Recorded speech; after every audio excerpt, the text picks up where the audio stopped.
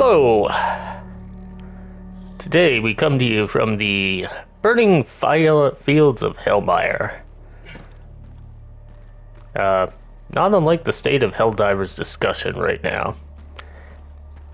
Which is something, my last video was kind of a rambling reaction video to the Exclamation of Freedom trailer. Today though, I want to kind of talk about Helldivers in a little more of a structured format. And we're going to talk about three main topics. This is going to sound a little pretentious, but bear with me. Player expectation versus the developer's actual design and the game they actually delivered that people played. The second part kind of revolves around marketing and communication, and where I think there's some issues there. And kind of the last one is going to be talking about whether a vocal majority is your actual audience. Now, again, that sounded pretentious as hell. I apologize. But yeah, the thing is, and I don't think the game's above critique. I don't think Arrowhead is above critique. But I think it's important to realize you have to critique the game on the game that it is. You cannot go in with an expectation that you've built off of something that is not the actual game that you've been delivered. And we'll jump into the first reason you might have those expectations in just a second here. Alright, so here we're going to touch on this first thing. Very shortly here, you're going to see the same cinematic that everyone sees when they load into the game. It's a nice cinematic. It's a funny little trailer. It's humorous. It's a big Starship Troopers nostalgia callback. And it's important to understand this in context, because someone, probably Sony as the publisher, decided this should be the thing they use to market the game. They basically released this as the trailer for the game, to tell you what the game was about. The problem is,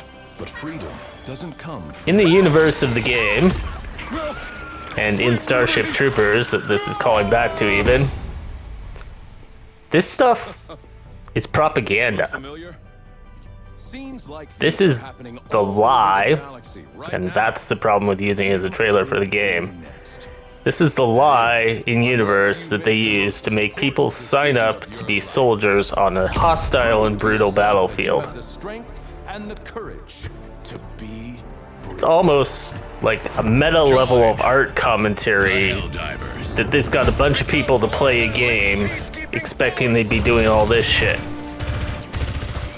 Because in universe, this is made up, this is staged, for the most part. There's a few jokes and shit, but it's heavily implied in universe. Most Helldivers don't do all this shit. All this bro, we're gonna kill all the bad guys stuff. They struggle to survive, and in fact, the trailer forcibly kills you. Or not the tutorial forcibly kills you. And you learn how to call another Helldiver in. Many people put out some fun fan speculation. When you call reinforcements, you're not even your same guy. It's another Helldiver coming down because yours is dead. Welcome aboard, Helldiver. I Oops. look forward to serving with you. That's why I didn't start the video in the ship. People randomly yell at you all the time. So yeah, that was the trailer. And Sony or Arrowhead, whoever decided to do that, that's a significant part of their current problem with their player-based toxicity. This game was trailered out as go have silly fun hijinks with your friend blowing up aliens across the galaxy, become a legend, you're a hero, all that kind of shit.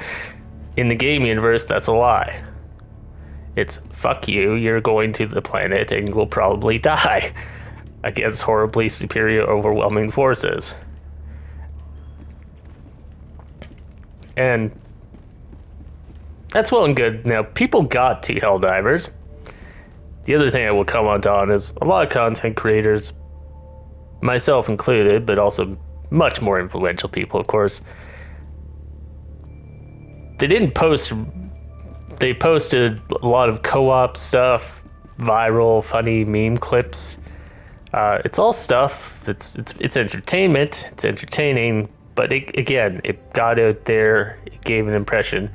The game is all going to be this funny, hang out with your friends, do silly stuff, ragdolling, shoot your friend in the back of the head, make your friend dodge mortars.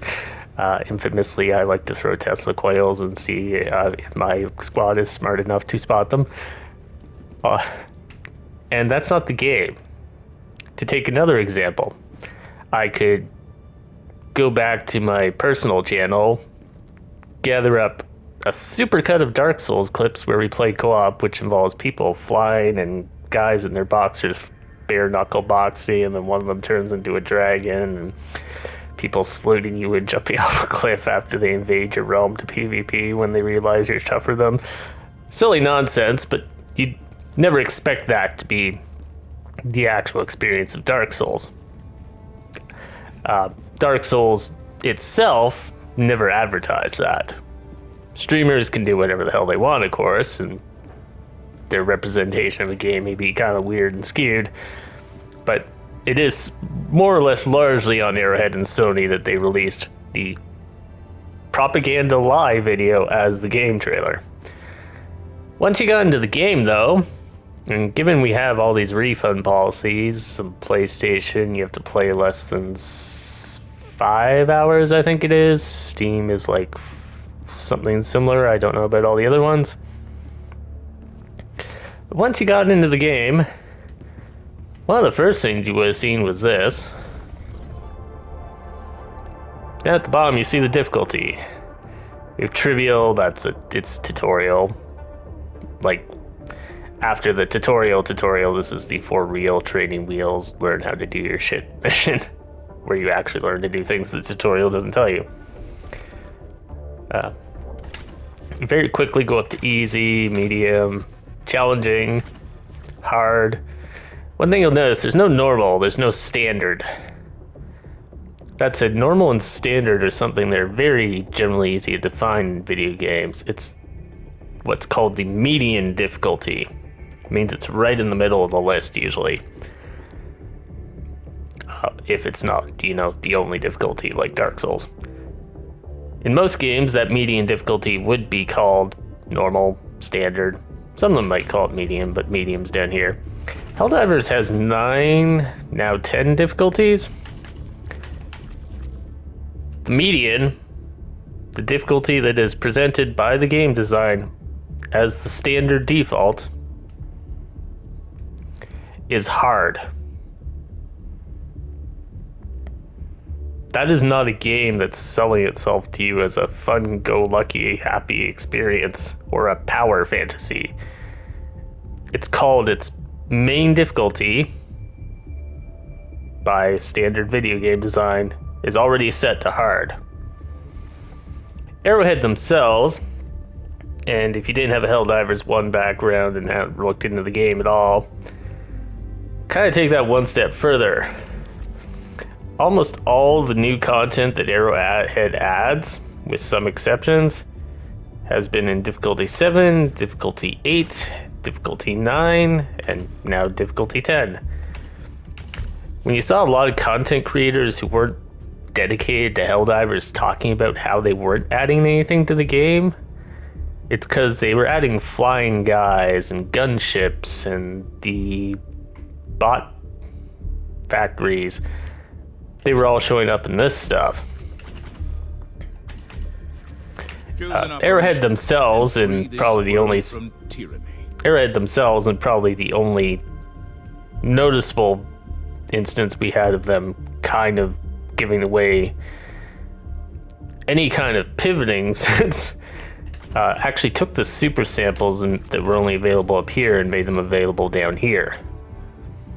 And that's probably been the only shift they've really shown in their vision the entire time the game's been out. Greetings, Helldiver. We can conclude from that the majority of the current people who have bought and playing this game don't play in the higher difficulties above 6.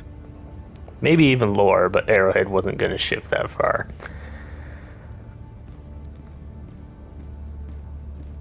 The problem with that is it doesn't mean the game is fundamentally broken.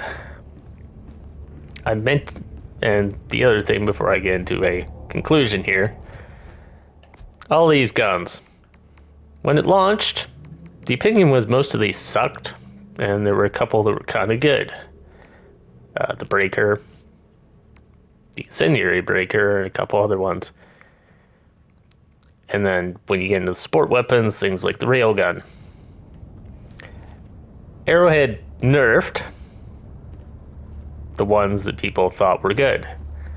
The problem is, players decided that those ones were good and the other ones were broken. And that's based on the player's expectation that they're going to jump down there and shoot a whole pile of hundreds of bugs and win. When Arrowhead themselves interceded, or essentially through action expressed their vision of the balance, they saw those more powerful guns as the broken ones, and the weaker ones were not entirely, but more or less in line. And that's carried on since. Again, players have this expectation that they're jumping in here and playing this superhero Destiny Chosen One styles Chosen One situation where they blast everything with their mega guns and have cool powers and all that. Arrowhead has designed and delivered a game that after its initial advertising, they've continued to design and deliver that game, delivering something that is much more punishing, brutal. They like to say challenging all the time when they talk about it in Forum Coasts or in the Escalation of Freedom trailer. And they mostly haven't deviated from that at any point. Anyone who's here 6 months later saying that the game is meant to be power fantasy, meant to be a horde shooter beyond the most nebulous application of the word, they're projecting their own potential game onto the game. Helldivers, as Arrowhead has portrayed it to us, and again, somewhat backed up if you knew Helldivers 1, it's tactical, it's stealth-based. You go in and try and achieve objectives, and then you get the hell out.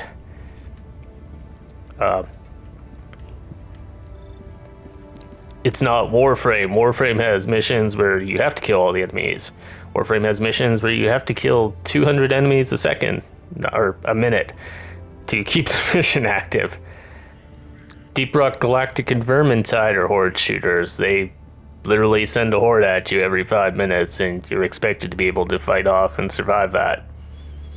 Helldivers, you're not supposed to trigger the horde in all but the most dire of situations. They don't want you to trigger a patrol and get swarmed by a horde. You only get swarmed by a horde at mission objectives where you're actually got specific areas and terrain where you can set up defenses and prepare for them. And that's the design that's in the actual game, and not a vision in players' heads of the game.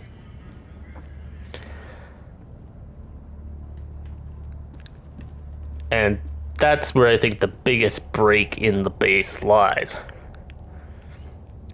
We've got this huge number of players brought on by some questionable marketing, and also their word of mouth and influence that maybe wasn't totally accurate, having this little tug of war fist fighting feud with the developer. Anyways, we're going to move on to my next point now, And we'll have a little cut here. Alright, so marketing and communication. Well, we already talked about the trailers a bit, so I'm not going to rehash all that. Communication, I'm not going to let Arrowhead off the hook. Some of the dev communication or the community reps communication was really stupidly aggressive. And while I understand that there could be some real reasons for that, particularly given everything I just went over, where there's a huge number of people yelling at them because they made their game and not some other game. Yeah, don't go off on the players. The Get Good meme works in Dark Souls, but FromSoft and Miyazaki don't come onto Reddit telling players to get good. Not a good look. The other one is that Arrowhead doesn't seem willing to commit to telling people to You are leaving the mission area. move on and live with their lives, essentially. It's kind of the odd one because the difficulty levels are actually part of that. Why are there 9 difficulty levels when you really only expect people to, after a short tutorial and acclimation period, play on the top 3? And that's where you put all your content, or the majority of your content. That didn't make any sense in Helldivers 1, it doesn't make any sense in Helldivers 2, and it just confuses the whole affair. The other one, I've mentioned this in my other video as well, they don't put patch notes in the game, so there's a sizable number of people who are not reading Reddit and coming into the game, or aren't even told when their shit gets changed. They just jump into a mission and are like, why the hell does this gun not work anymore? In the same way it used to and things like that. So yeah, then they go get annoyed because they have to go look on Reddit, and then they probably are on YouTube videos, and then they start screaming at the devs on YouTube videos because their weapons got nerfed. It's a chain reaction. I work in customer service and tech support, and I can tell you that's a very real thing. You can even fix someone's problem at the end of the conversation, but if they had to come talk to you because someone else did something wrong or didn't tell them something, they will be very angry nonetheless. They usually leave a survey ranting about how you're all useless idiots. I saved your $2,000 computer so you could keep running your small business, but I'm a useless idiot. Just because the first guy, being fair, skipped over 2 steps that he should have told you. Anyways, moving on from that little anecdote. So yeah, Helldivers' communication has been questionable.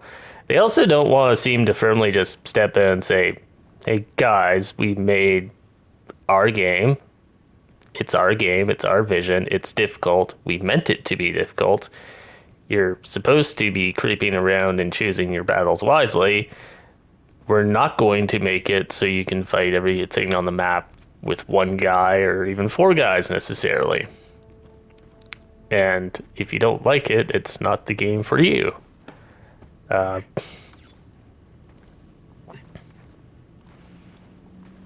yeah, I mentioned Dark Souls. For the most part, Dark Souls is up front.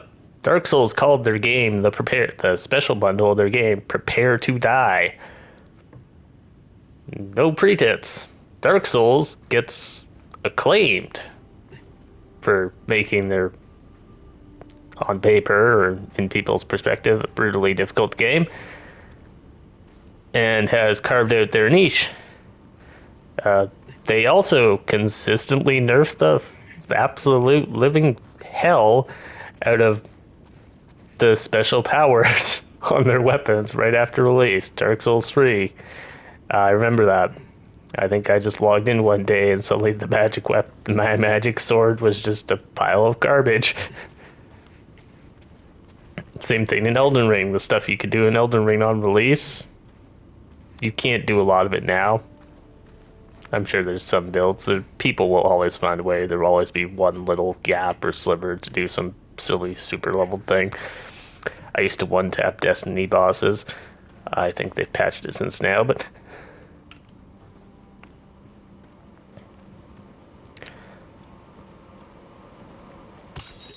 So that's the biggest thing at this point.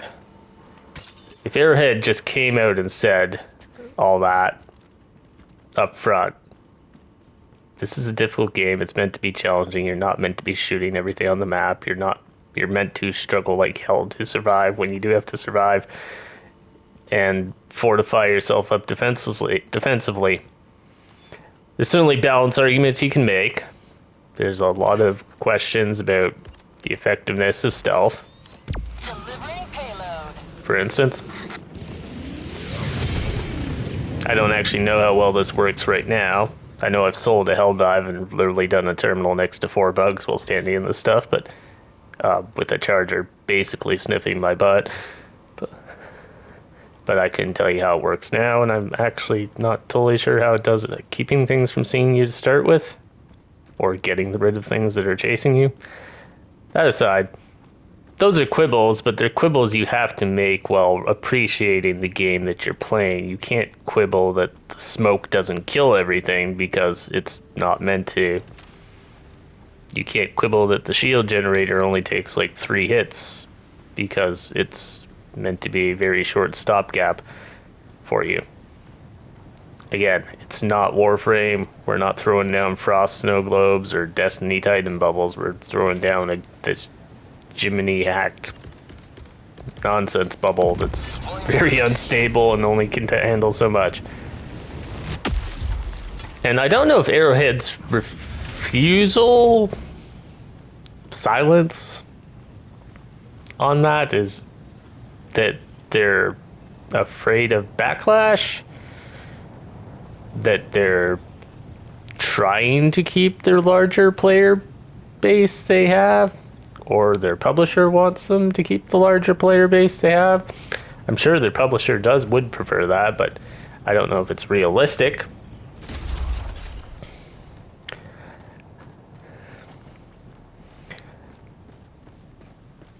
Or the other thing is that maybe they are considering pivoting and turning it into a full-on horde shooter.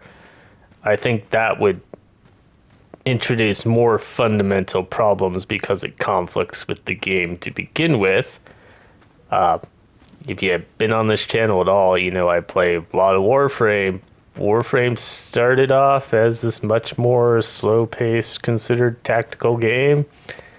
They evolved, some would say devolved, into the horde shooter power fantasy stuff they got now, and there's a small amount of the Warframe player base even that wants to go back to that stealth and considered thing and challenging gameplay.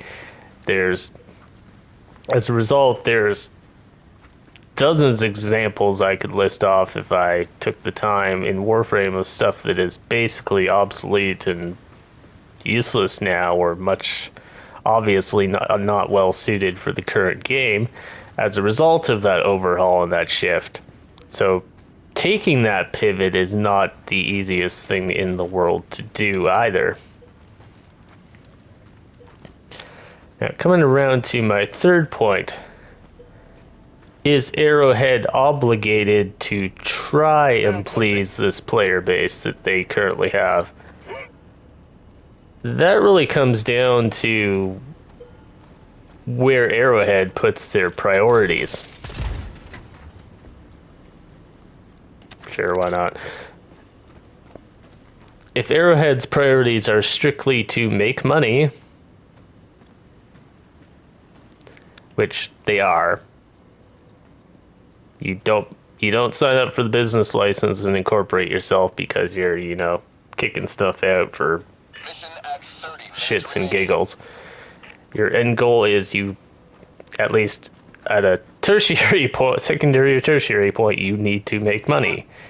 You gotta pay them bills. Make that bank, all that sort of shit. That said, Arrowhead has kept a small studio. Even with the giant surge of demand they got, they didn't do what a lot of people, developers have done or publishers have done, and add a huge number of staff to suddenly jump the studio up to like 10,000 or 1,000 employees and then have to lay them off a year later. They kept their small studio. They still got their small staff. It's still mostly the people that founded the studio. I couldn't find a complete list of that. And by all accounts, they're staying within a reasonable budget. They were able to take 4 years to make Helldivers based on selling Magicka, which was a cult hit, which is a polite way of saying people liked it, but very few of them bought it. Same with Helldivers 1. A decent chunk of people bought it, more than Magicka, but it was a cult hit. And it didn't really make huge sales, but it made enough with that tiny little bit of cult status and that niche market, that target audience,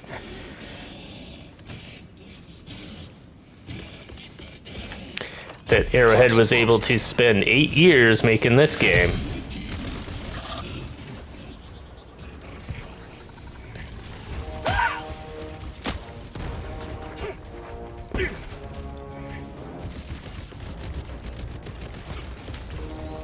So, Arrowhead doesn't necessarily have a big financial monkey on their back to survive that would encourage them to completely pivot their game vision.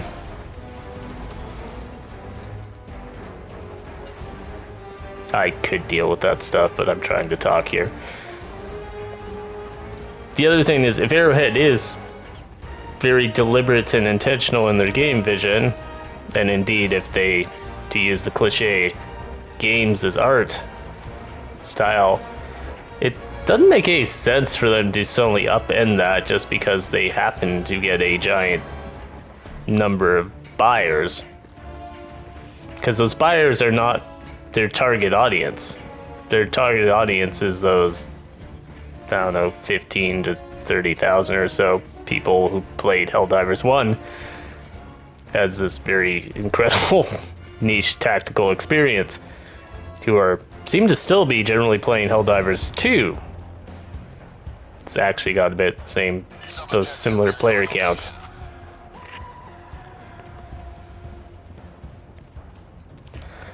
So Arrowhead, that's the big question. The developers should listen to their audience, but buying or paying for a piece of media does not inherently make you its audience. And there's going to be people who take that wrong or it ruffles their feathers. I go back to classic examples: horror movies, heavy metal music. 70s and 80s, they had whole committees of people going off about the content in those and how they were terrible and they were trash and waste of media. And the first question was, why the fuck did you buy it? Why do you walk up and buy a ticket for Saw if you have a problem with gore?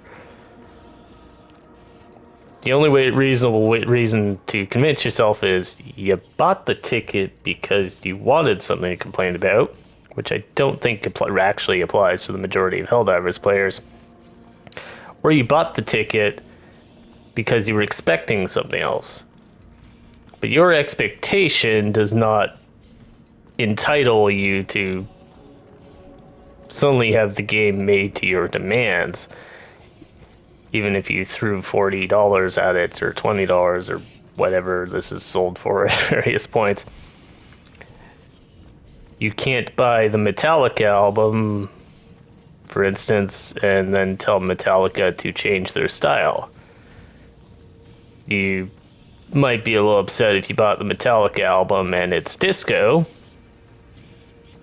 I don't think that's happened yet. I haven't kept on Metallica since the 90s.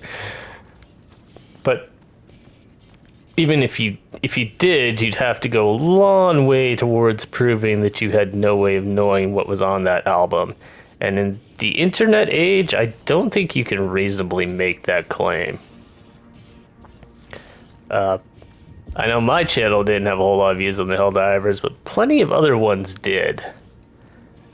There's hours and hours of raw Helldivers footage out there. There's dedicated content creators who they will play solo on Helldive, but you can tell they're playing in a much more deliberate and considered way than people who just run and going, rah! Gonna throw this in here. And then shoot my buddy in the head because it's funny.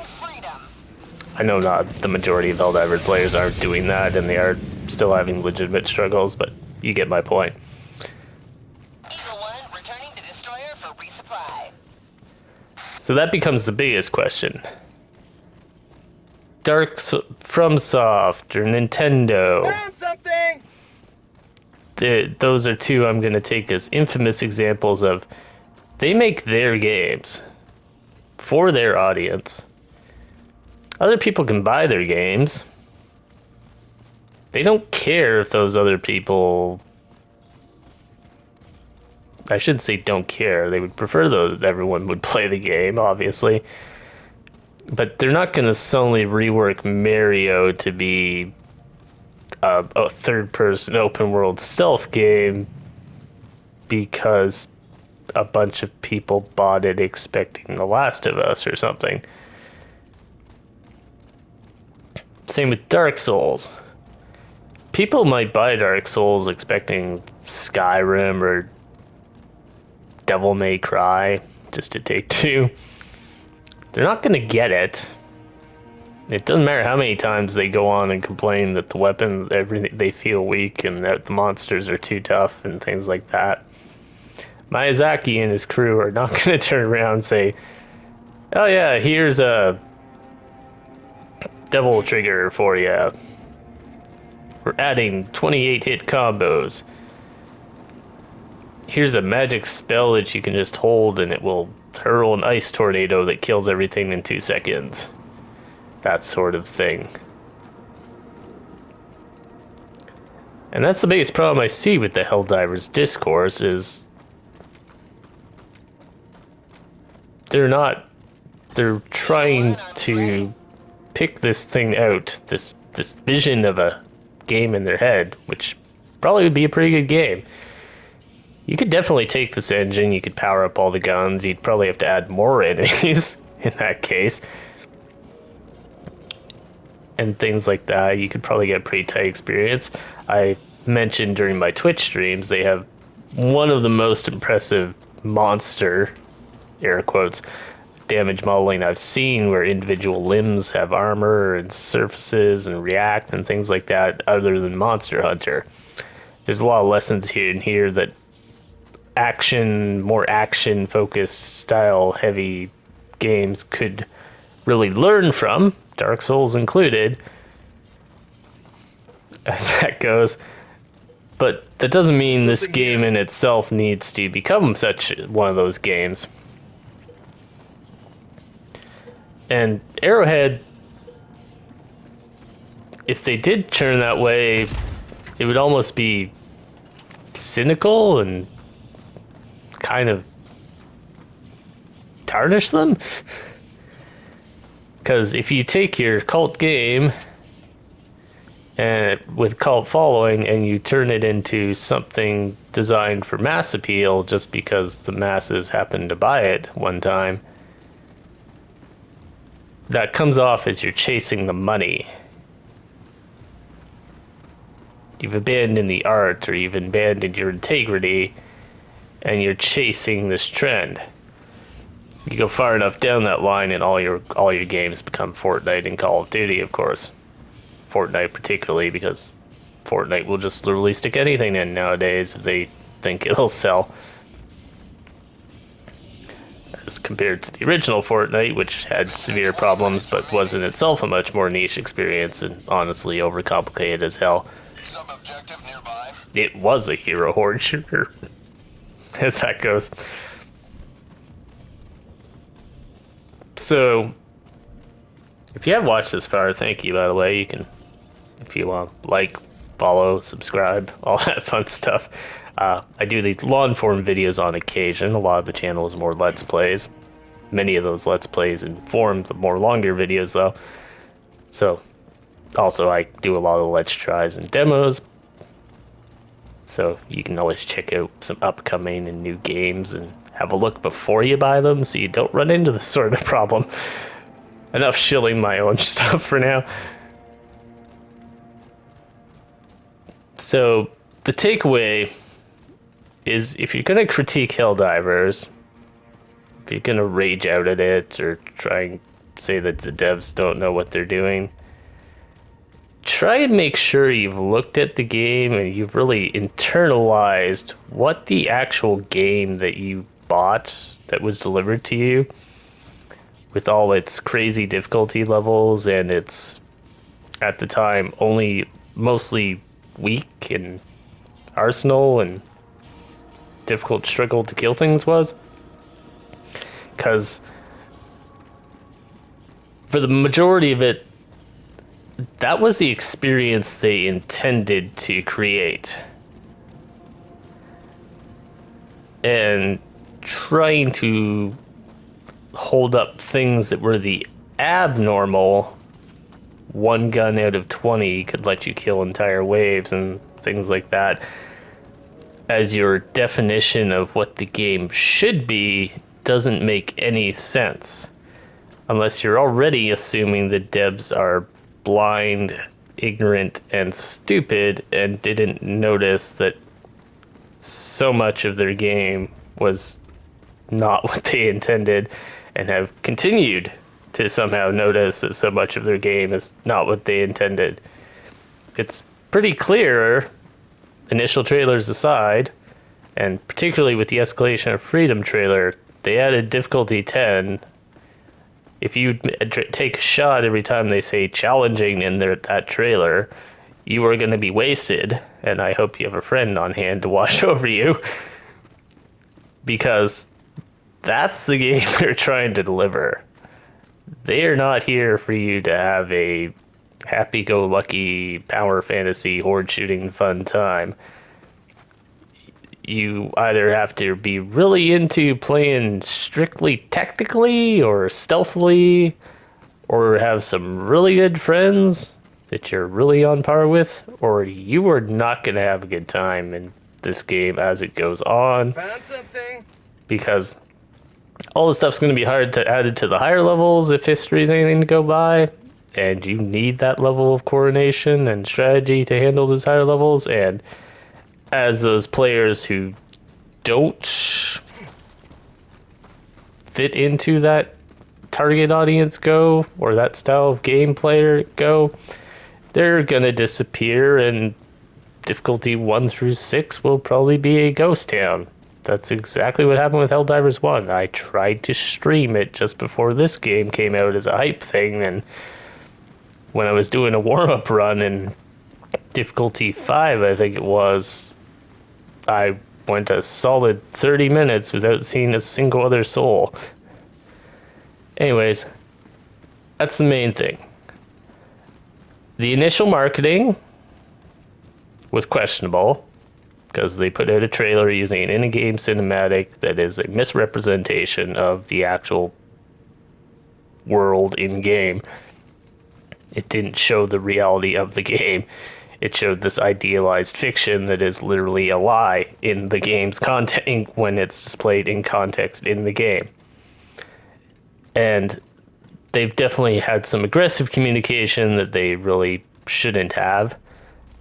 And they've definitely had a lack of communication regarding what is your vision? Is this your intent? And I think just that alone. Hey guys, we're sorry you thought it was this. It's actually this. Refund it if you are with it. Feel free to refund it if you are within your refund time. The dude literally told people not to buy the game when the servers were burning, essentially. So I don't think they're even necessarily chasing the money. Anyways, I'm going to hang out at the extraction here. And let me know if you guys liked the video. Feel free to leave a comment. Agree with me, disagree with me. It all helps the algorithm anyways. Well, behind the scenes. Honestly, if you disagree with me and you actually are making coherent points or saying things, I generally don't care. If you just yell and screech at me and call me an idiot, I will not even delete your comment, I just usually ignore it. Anyways, I will see y'all in the next one, and have a good day.